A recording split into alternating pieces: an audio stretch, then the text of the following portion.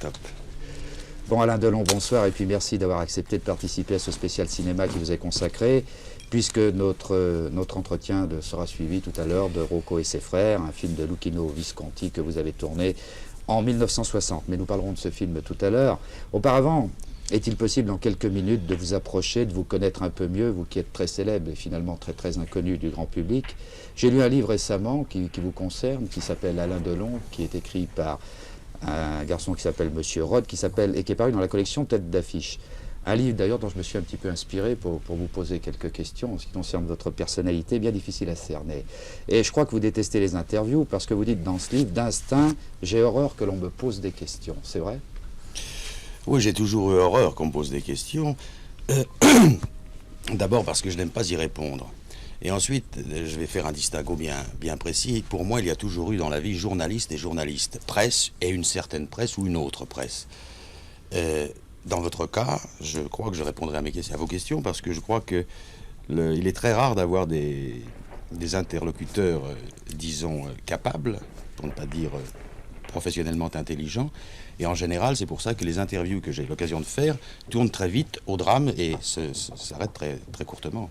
Je vais vous faire une confidence, je vous ai regardé souvent passer dans d'autres télévisions que la nôtre, et je sentais chez vous, ça transparaissait à travers l'écran, un potentiel fantastique d'agressivité avant que l'on vous pose la moindre question. Ce qui n'est pas le cas aujourd'hui d'ailleurs, je m'empresse de le dire. Vous savez, c'est sûrement une sorte de défense naturelle qui part de l'instinct animal, je crois. Mais c'est effectivement une agressivité que j'ai en moi et qui part sûrement du principe et du fait d'attaquer pour se défendre. Alors on regarde un petit peu la légende, si vous le voulez bien, parce que Oui. c'est peut-être le moment ou jamais de la démythifier. Elle se résume en quelques qualificatifs. Alain Delon, peu commode. C'est le premier, il y en a quelques autres. Oui, c'est vrai, peu commode, mais je veux dire, il y a un côté de ma vie professionnelle, c'est une chose, et un côté de ma vie privée. Je pense que ce qualificatif s'adresse à ma vie privée, à la partie de ma vie privée. C'est vrai, je suis peu commode. Autoritaire. Autoritaire, professionnellement, sûrement, oui. Georges Lautner, avec qui vous avez tourné Les Cinq Glaces, me racontait qu'il était terrorisé les premiers jours de tournage et qu'après, il ne souhaitait qu'une chose à la fin de ce tournage, c'est de refaire un film avec vous. Est-ce que vous mettez les gens avec qui vous travaillez mal à l'aise au départ?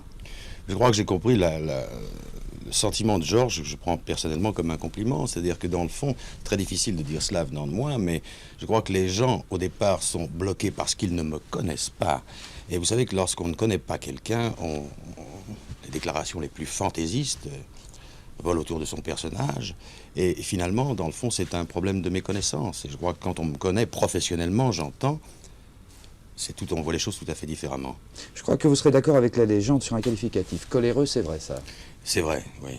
Même vrai. au fil des années, ça... Je crois que c'est une question, est-ce que c'est une marque de caractère? Il vaut mieux... J'ai un très mauvais caractère, je ne sais pas si vous l'avez sur vos fiches, sur vos papiers, mais c'est une preuve de caractère aussi, et il vaut mieux avoir un mauvais caractère que pas de caractère du tout.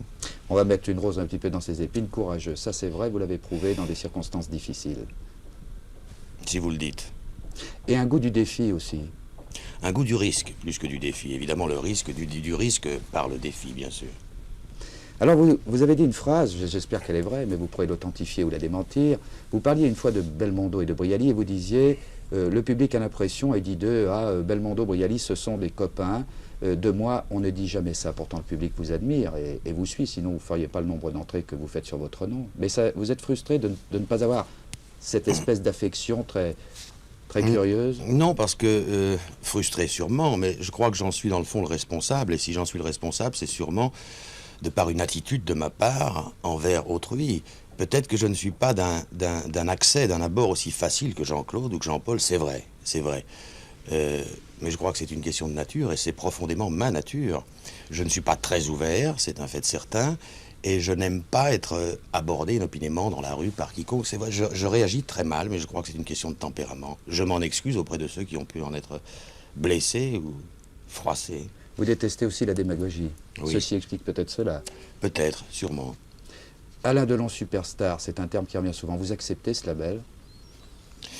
Je l'accepte volontiers parce que, sans parler d'Alain Delon, je crois qu'il y a au monde et qu'il reste à l'heure actuelle très peu de ce que j'appelle moi, sans dire le super, très peu de stars. Il y a beaucoup de vedettes, mais très peu de stars, et je crois faire partie de cela. J'ai lu dans l'anthologie du cinéma, qui fait plus généralement pas de cadeaux aux acteurs, une phrase en ce qui vous concerne. On dit « Rien que pour Le Guépard, l'histoire du cinéma n'oubliera jamais le nom d'Alain Delon, avec un rôle qui était peut-être le plus chargé d'humanité de tous ces films. » Ça vous fait plaisir, vous êtes d'accord? Oui, c'est une, une réplique que j'attribuerais plus volontiers à Visconti, et en ce qui me concerne, que je préférerais voir au sujet de Rocco. Il y a une chose qui frappe dans votre carrière, c'est que vous avez toujours su, enfin dans la plupart des cas, choisir vos films et vos réalisateurs. Et ça ne peut pas être du hasard. Vous savez, depuis 10 ans, je suis à la fois interprète et producteur de mes films. Nous allons en parler d'ailleurs du métier Oui. de producteur. Et dans le fond, c'est sûrement depuis que je suis producteur, dans le fond, c'est sûrement l'intérêt principal du producteur Alain Delon, c'est de pouvoir finalement faire les films qu'il a envie de faire et de monter, de former les équipes qu'il a formées. Et c'est sûrement ma plus grande force de producteur. Nous parlons tout à l'heure de votre métier de producteur. Il y a une période de votre carrière qui s'appelle Hollywood. Oui. Et Hollywood, ça a été un tournant important. Qu'est-ce qu'il en reste au bilan souvenir, au bilan affectif, au bilan professionnellement, bien entendu, sur l'ensemble? À part des gens que vous aimiez, que vous avez rencontrés, je pense à Pas grand-chose. à... Pas grand-chose, non, je n'ai pas rencontré Lancaster à Hollywood. Lancaster, c'était dans la le période, Guépard. c'était le Guépard, et je l'ai retrouvé après dans Scorpio. Hollywood, professionnellement, pas grand-chose, sinon une expérience quand même intéressante. Il est toujours très intéressant pour un acteur français, un acteur européen, d'aller travailler chez les Américains. Ça, c'est intéressant. Mais sur le plan de ma carrière, je veux dire, les films que j'y ai tournés n'étaient pas passionnants, les rôles n'étaient pas transcendants, et si vous voulez, j'ai très vite compris que ma place n'était pas en Amérique, mais chez moi, en Europe, dans notre bonne vieille Europe. Et je suis retourné très vite. Le meilleur souvenir d'Hollywood est un souvenir extra-professionnel, puisqu'il s'agit par exemple de la naissance de mon fils, qui est né à Hollywood pendant que j'y tournais des films. Je ne voulais pas y faire allusion, bien, puisque vous détestez qu'on aborde des parties très particulières de votre vie privée, et je le comprends fort bien. Mais quand on parle d'Hollywood, enfin les acteurs français ou les réalisateurs, on parle toujours avec des larmes dans la voix, c'est là-bas qu'a lieu le vrai professionnalisme, c'est parce qu'ils ne connaissent pas. Il faut connaître Hollywood et on en parle raisonnablement, sans sanglots dans la voix.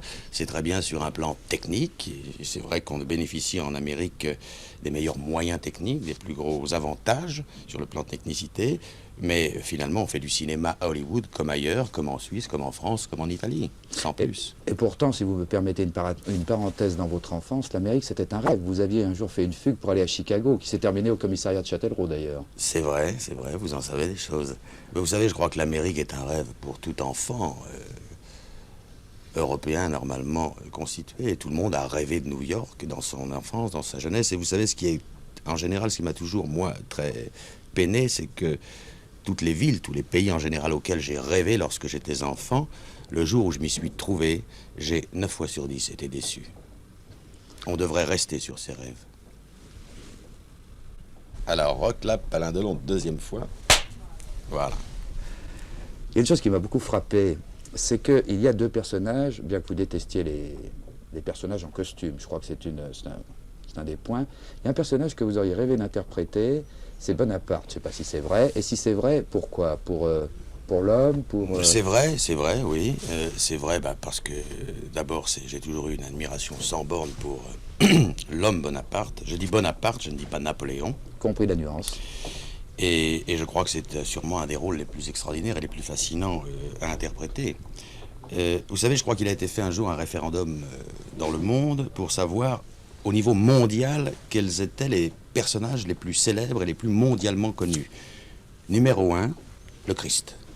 C'est la moindre des choses. Numéro 2, l'empereur. Et puis il y en a un deuxième personnage que vous n'avez pas interprété, mais que je vous soupçonne quand même d'y penser beaucoup et de l'interpréter un jour, c'est L'étranger de Camus. Là, vous me faites très mal, parce que je crois que malheureusement... Mastroianni l'a fait. Mastroianni l'a fait. Mais les remakes, ça se fait aussi. Avec Visconti, et je peux même vous dire que c'est moi au départ qui devais le faire. Et il y a eu des problèmes avec monsieur Dino de Laurentiis, pour le nommer, le producteur. Et finalement, c'est Mastroianni qui a eu le rôle de Camus. Je crois que c'est un des plus grands regrets de ma vie professionnelle et sûrement de ma carrière. Et malheureusement, je pense que L'étranger ne se refera plus. De toute façon, moi, je ne me vois pas faisant L'étranger avec quelqu'un d'autre que Visconti. Bon, on va peut-être changer de chapitre, Alain Delon. On va parler d'Alain Delon, producteur. En fait, votre société, Adelphi, a été fondée en 68 ? En 68, oui. En 68, bien. Alors, il y a une question que l'on peut se poser. Acteur pleinement satisfait, refusant à peu près 50 scénarios pour en choisir un. L'envie de produire, pourquoi ? L'envie de produire par besoin de création.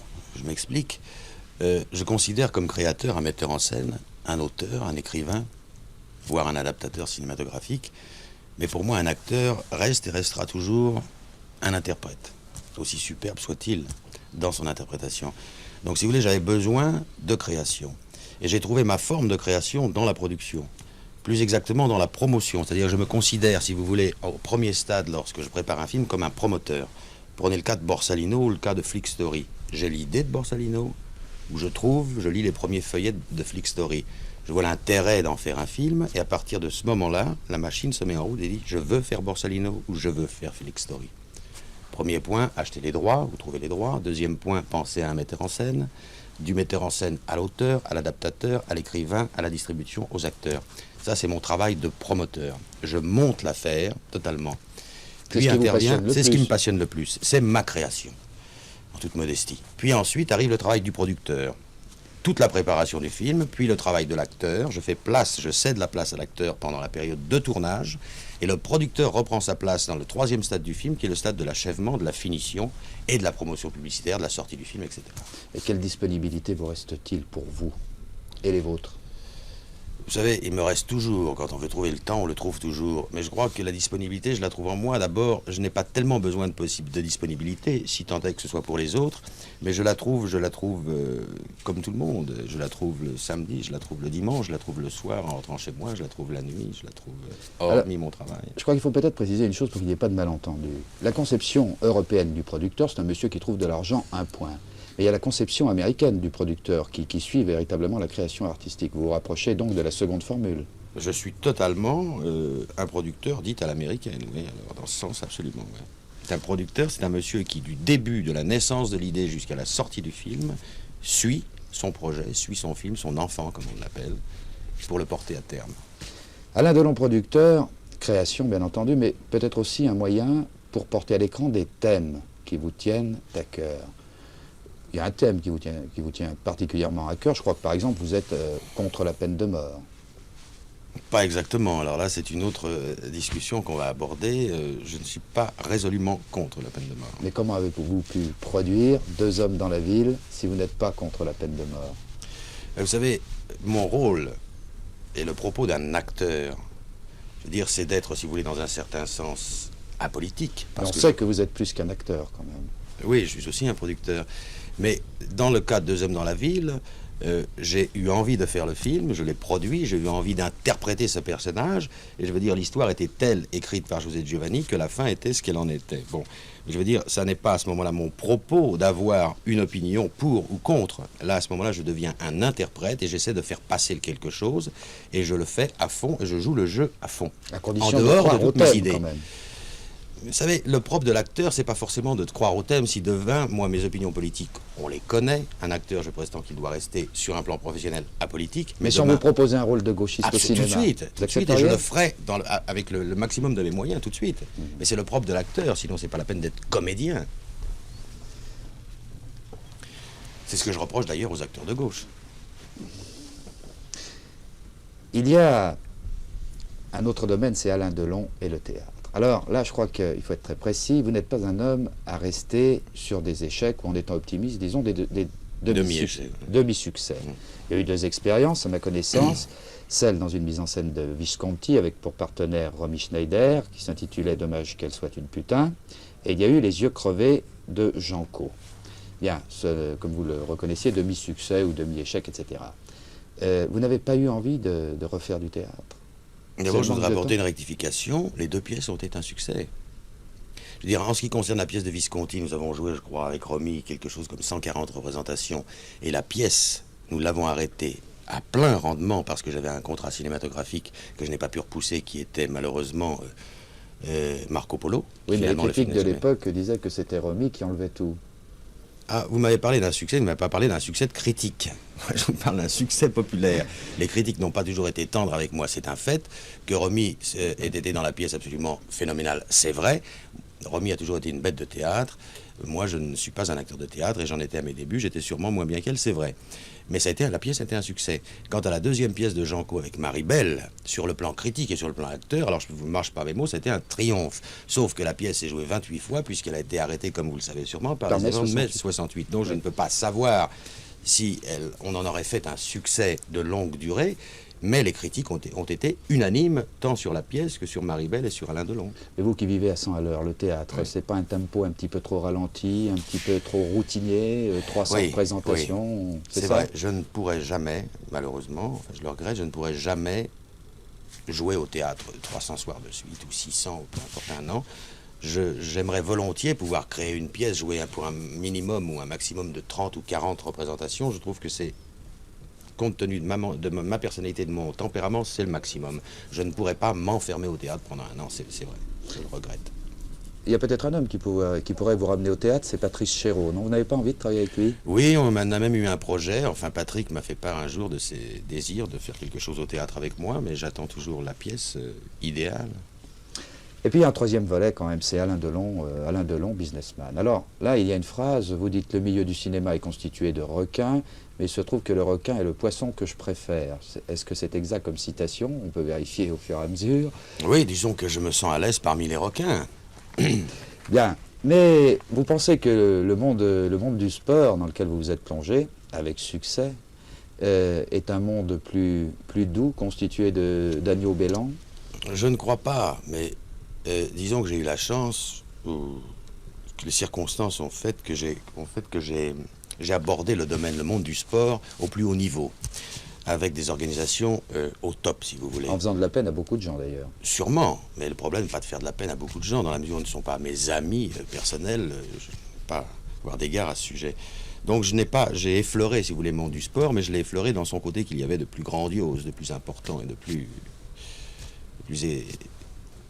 Alors je ne connais pas très bien le monde du sport dans le côté que vous avez souligné. Mais je pense que le monde du sport est un monde aussi plein de requins. On a longuement parlé très souvent du boxing business comme du sport business. C'est un fait, mais ce n'est pas un problème qui m'a touché moi. J'ai fait mes affaires, mon affaire, tout seul, sans personne. Et il n'y a eu aucun business quelconque que le mien. Et les chevaux, est-ce que c'est une passion ou est-ce un défi au Jockey Club? Ah, c'est pas du tout. Les chevaux, c'est une passion, pure et simple. D'abord, c'est un animal pour qui j'ai toujours eu une affection toute particulière. Un cheval, c'est beau, c'est racé, c'est du sang pur, comme on dit. Et j'ai été attiré depuis ma plus grande enfance par les chevaux, et j'ai toujours rêvé, j'ai toujours souhaité avoir un jour des chevaux à moi, pas pour les monter, parce que je suis malheureusement... Vous savez que de toute façon, mon écurie est dans le trot et pas dans le galop, donc je les drive. Et j'ai toujours rêvé plus tard d'avoir une écurie de course, et ce que j'ai réussi à réaliser il y a quelques années. Si vous voulez, il y a une chose qui me frappe, et pardonnez-moi la brutalité de la question. Alain Delon, acteur, parfaite réussite, mais on a l'impression que je réussis mieux dans les chevaux que comme acteur. Que vous souhaitez autre chose. Enfin, disons, j'emploie le mot, que vous souhaitez abandonner cette étiquette de saltimbanque, qui est celle du métier d'acteur, oui, dans tout ce qu'elle a de noble, d'ailleurs. C'est Gabin qui nous l'a donné. Oui. Et il n'y a pas un souci de notoriété de la part Alain Delon, businessman, directeur d'une compagnie de charter, écurie de course, organisateur de combats, enfin de là jusqu'à la Légion d'honneur, enfin... Non, la Légion d'honneur, je vous le dis tout de suite, ne m'intéresse pas du tout. La Légion d'honneur m'eût intéressé à titre militaire, remise par le général de Gaulle. Sorti de ça, ça ne m'intéresse pas. Non, la notoriété, vous savez, je crois qu'il est difficile d'atteindre une notoriété, en toute modestie, plus importante que celle que j'ai eue grâce à mon métier d'acteur et de producteur dans le monde entier. Donc, ça n'est pas pour moi un souci. Ça n'est pas mes affaires, ni mon écurie de course, ni ma compagnie de charter qui m'apporteront une notoriété plus évidente ou plus affirmée que celle que j'ai eue. Non, c'est simplement un besoin d'action, un besoin de renouveler des passions nouvelles. Je suis quelqu'un qui brûle des passions et qui les brûle et qui les jette pour en prendre d'autres, pour en découvrir de nouvelles. C'est un besoin de vivre. Pas comme on a l'habitude de dire à 100 à l'heure ou à 10 000 à l'heure, de vivre tout simplement. C'est un besoin de ne pas perdre de temps. J'estime, et j'ai toujours dit que je n'avais pas le temps de perdre de temps, et que du jour où j'avais compris que chaque jour me rapprochait de l'issue finale, de l'issue fatale, je ne voulais pas perdre une seconde de ce temps. Une obsession quant à la finalité? c'est pas une obsession, c'est une certitude, c'est la seule chose au monde dont je sois sûr et certain, c'est de mourir. On va revenir à Alain Delon, acteur, après ces parenthèses. Alain Delon, vous avez tourné avec les plus grands réalisateurs, on peut citer pour mémoire Melville, Antonioni, Visconti, René Clément, Lozay. Mais Visconti, est-ce que ce n'est pas une date importante dans votre carrière cinématographique? C'est sûrement la date la plus importante, sinon une des plus importantes, parce que elle fait partie du tout début de ma carrière. C'est-à-dire que, si vous voulez, je considère la carrière d'un acteur comme un édifice. Je veux dire, une carrière, ça se construit, disons, comme un building sur une longue durée. Et pour construire un building, il faut d'abord des bases, et des bases solides, sinon le building s'écroule, tout tombe. Et je crois que les bases de la carrière d'Alain Delon doivent être attribuées à Visconti. Ma rencontre avec Visconti, le choix de Visconti de me donner l'interprétation de Rocco, du personnage de Rocco dans Rocco et ses frères, et les premières bases de mon métier d'acteur que j'ai appris à son contact, puisqu'on ne peut apprendre qu'apprendre avec des gens comme Visconti, et ensuite Le Guépard. On va reparler de Visconti et naturellement de Rocco, mais avec tous ces metteurs en scène que j'ai énumérés, je sais s'ils sont nombreux, quel est l'apport de chacun? Par exemple, quel est l'apport d'un René Clément au niveau de direction d'acteur, d'un Antonioni, d'un Lozay, d'un Melville? Vous avez cité les plus grands, enfin ceux qui font partie dans la profession des plus grands metteurs en scène du monde. Clément, par exemple, que j'ai eu la chance de tourner, je crois que c'est la plus grande année et la plus grande chance de la carrière d'Alain Delon, c'est d'avoir tourné la même année, en 1960, Rocco et ses frères, sous la direction de Visconti et Plein Soleil, sous la direction de René Clément, qui restent, ce n'est pas moi qui le dis, qui restent et qui resteront deux classiques du cinéma mondial, en tant que film de Visconti et de film de René Clément. Donc, si vous voulez, j'ai eu cette chance. René Clément, qui est toujours un des plus grands metteurs en scène français et du monde, est pour moi et restera, je crois, le plus grand, celui qui m'a dirigé comme le plus grand directeur d'acteurs. Vous savez qu'il y a un distinguo, les gens oublient trop souvent ce qu'est un metteur en scène. Il y a pour moi le metteur en scène qui doit être doublé d'un directeur d'acteurs. Ce que je reprocherais aux metteurs en scène en général maintenant actuel, c'est de n'être que des metteurs en scène. Et peut-être de ne pas aimer les comédiens. Connaissance de l'acteur, ne pas aimer les comédiens, ne pas respecter, ne pas sentir le comédien, et ne pas tirer du comédien le maximum, et finalement tirer du comédien ce que les autres n'ont jamais tiré. C'est le fort de Visconti, de Clément, d'Antonioni, de Melville et de gens comme ça, c'est de faire sortir chez un comédien ce que personne n'a jamais effleuré jusqu'alors. Mais vous qui avez le goût du risque, vous n'avez jamais eu envie de passer de l'autre côté de la caméra? C'est curieux, ça. Très souvent, bien sûr, mais je n'y passe pas pour deux raisons. D'abord, la première, parce que metteur en scène, c'est un métier, et on ne s'improvise pas metteur en scène. On le devient à force de travail, à force d'années d'études, et on ne peut pas, à mon sens, cumuler à la fois le métier de producteur, de metteur en scène et d'acteur. Tout le monde n'est pas Wells qui veut, et bien nombre de mes camarades y sont attaqués, et ça n'a donné pour moi, à mon sens, des résultats que très médiocres. Donc on ne peut pas faire trois métiers bien à la fois. Et la deuxième raison, si vous voulez, c'est que j'ai les capacités de faire un film. Je fais un film demain matin, mais comme je viens de vous le dire, je fais un film. Et lorsque je travaille avec X, Y, Z, je m'aperçois que demain matin, je peux faire la même chose, mieux que lui ou mieux qu'eux. Et lorsque je refais un film avec Visconti, ou un film avec Lozay, ou avec Melville, je remets tout en question parce que je m'aperçois que je ne ferai jamais, que je ne peux pas faire comme eux. Alors j'oublie de faire de la mise en scène. On revient à Rocco et ses frères. Vous interprétez le rôle d'un boxeur là, dans ce film. Il y a un combat, je crois, qui a été filmé au Vigorelli, dans lequel vous combattez. C'est un combat réel. C'est un combat réel, oui. J'avais alors 25 ans. C'est ce qui a donné à Belmondo l'idée de faire de la boxe après? Absolument pas. Jean-Paul a fait de la boxe bien avant, parce que Jean-Paul était boxeur avant d'être acteur. Il a été boxeur amateur, il est devenu comédien ensuite. C'est le cas contraire qui s'est produit avec moi. Oui, la scène a été tournée réellement au Vigorelli de Milan, en présence de 4 à 5 000 personnes. Et j'avais, pour me donner la réplique, heureusement pour moi et heureusement pour le film, un boxeur professionnel à l'époque qui était un boxeur d'une qualité et d'une classe très rare, qui s'appelait Sauveur Chioca. Oui. C'était un mi-moyen. Champion de France. Il a été champion de France, je crois qu'il a même été, peut-être jusqu'au champion d'Europe, je ne veux pas dire, mais je crois que... Je veux dire, c'est un boxeur qui avait une classe de champion du monde, mais qui malheureusement avait un défaut majeur dans sa spécialité, c'était un boxeur qui avait peur. Vous savez que la peur, quand on est boxeur, est une chose absolument rédhibitoire. Vous étiez entouré de Renato Salvatori, qu'on retrouve d'ailleurs dans Flick Story, oui. Flick Story, le dernier film que vous avez fait, Annie Girardot. Oui. Oui. Comment s'est passé le tournage? Vous en avez un souvenir encore, enfin c'est vieux bien sûr, mais qu'est-ce qui reste comme souvenir qui remonte en surface? Bah, vous savez, d'abord, c'est, comme je vous dis, un des films les plus importants de ma carrière. Ça a été ma rencontre aussi avec Renato, qui je suis resté très lié. Ma rencontre avec Girardot. Nous étions tous à l'époque un peu des débutants, des petits acteurs. Et je crois que ce qui reste en surface et qui surnage, qui ressortira toujours, si vous voulez, de cette surface, je crois que c'est la merveilleuse présence et le merveilleux génie de Visconti. On ne peut pas avoir fait un film avec Visconti sans s'en rappeler toute sa vie, sans en être marqué tout au long de sa carrière. Et ça, c'est la chose la plus importante.